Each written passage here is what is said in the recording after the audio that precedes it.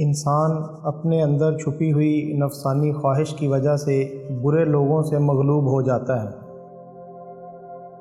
جو درد تم محسوس کرتے ہو وہ پیغامات ہیں، انہیں غور سے سنو۔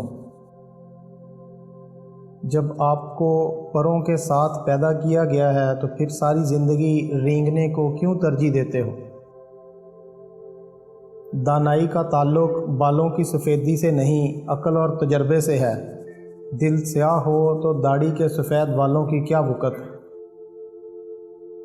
عقل قبر سے آگے نہیں دیکھ سکتی، قبر سے آگے عشق کا قدم اٹھتا ہے، اور عشق ایک جست میں زمان و مکان والی کائنات سے آگے نکل جاتا ہے۔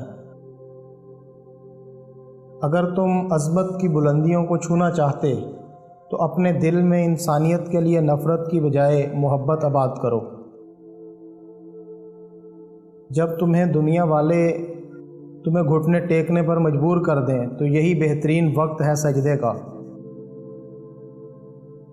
شریف آدمی وہ ہے کہ اگر کوئی اس کو تکلیف پہنچائے تو وہ رنجیدہ نہ ہو۔ عشق حقیقی ہو یا عشق مجازی، دونوں میں شرک کی گنجائش نہیں ہوتی۔ اگر تمہیں سب راستے بند نظر آئیں تو وہ تمہیں ایسا پوشیدہ راستہ دکھا دے گا جس کے بارے کوئی جانتا نہیں ہوگا۔ اللہ کے ولیوں کو رب کی طرف سے طاقت حاصل ہے کہ وہ کمان سے نکلے ہوئے تیر کو بھی واپس کر دیتے ہیں۔ ظاہری گفتگو غبار کی مانند ہے، خاموش رہنے کی عادت ڈال اور اس غبار کو بیٹھنے دے تاکہ تیرے لیے باطن کا راستہ کھلے۔ جسم کی پرورش روح کرتی ہے، بغیر روح کے جسم کس قدر ذلیل ہے کہ اسے مٹی میں دفن کر دیا جاتا ہے۔ جسم کی وسعت 2 گز سے زیادہ نہیں ہے، لیکن روح کی پہنچ آسمانوں تک ہے۔ غم سے خالی ہو جاؤ، غم سے خالی ہو جاؤ، اس کے بارے سوچو جس نے خیال کی تخلیق کی ہے۔ میں نے بہت سے انسان دیکھے ہیں جن کے بدن پر لباس نہیں ہوتا، اور بہت سے لباس دیکھے ہیں جن کے اندر انسان نہیں ہوتا۔ کائنات کو اللہ نے انسان کے لیے بنایا ہے، اس طرح تو سب کچھ انسان کا خادم ہے، نہ کہ معبود۔ اگر تو چاہتا ہے کہ دن کی طرح روشن ہو جائے تو اپنی ہستی کو اپنے دوست کے سامنے جلا ڈال۔ جب انسان کی آنکھوں سے ندامت کے آنسو بہتے ہیں تو اس پر رب کی رحمت برستی ہے۔ اگر تو بیکار پتھر ہے تو صاحب علم کے پاس بیٹھ، گوہر بن جائے گا۔ جس شخص نے زندگی میں سرکار دو عالم صلی اللہ علیہ وسلم سے عشق نہیں کیا، اس شخص نے خود کو زندہ ہی جہنم میں ڈال دیا۔ بڑی مبارک ہے وہ آنکھ جو اس اللہ کے لیے روتی ہے، اور بہت مبارک ہے وہ دل جو اس کی خاطر جل بھن رہا ہے۔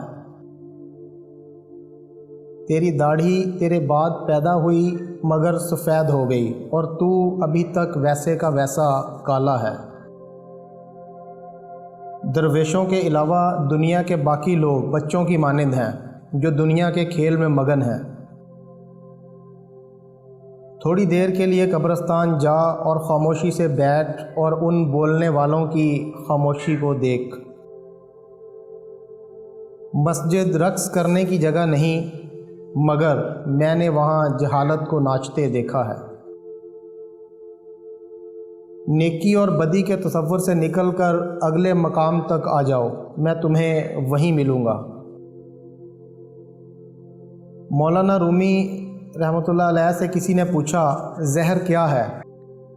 ہر وہ چیز جو ہماری ضروریات سے زیادہ ہو زہر ہے، جیسے قوت، اقدار، دولت، بھوک، لالچ، محبت، نفرت۔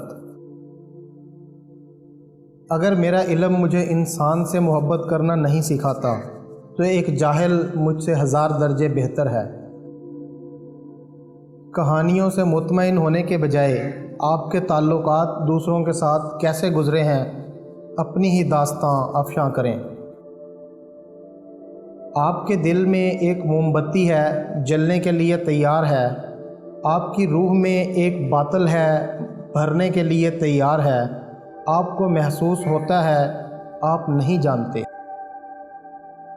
ماں باپ کے ساتھ آپ کا سلوک ایسی کہانی ہے جو لکھتے آپ ہیں، لیکن آپ کی اولاد آپ کو پڑھ کر سناتی ہے۔ رومی رحمہ اللہ سے کسی نے پوچھا کون سی موسیقی حرام ہے؟ رومی رحمہ اللہ نے جواب دیا، امیروں کے برتنوں میں چمچ کی وہ کھنک جو غریب اور بھوکے کے کانوں تک پہنچتی ہے۔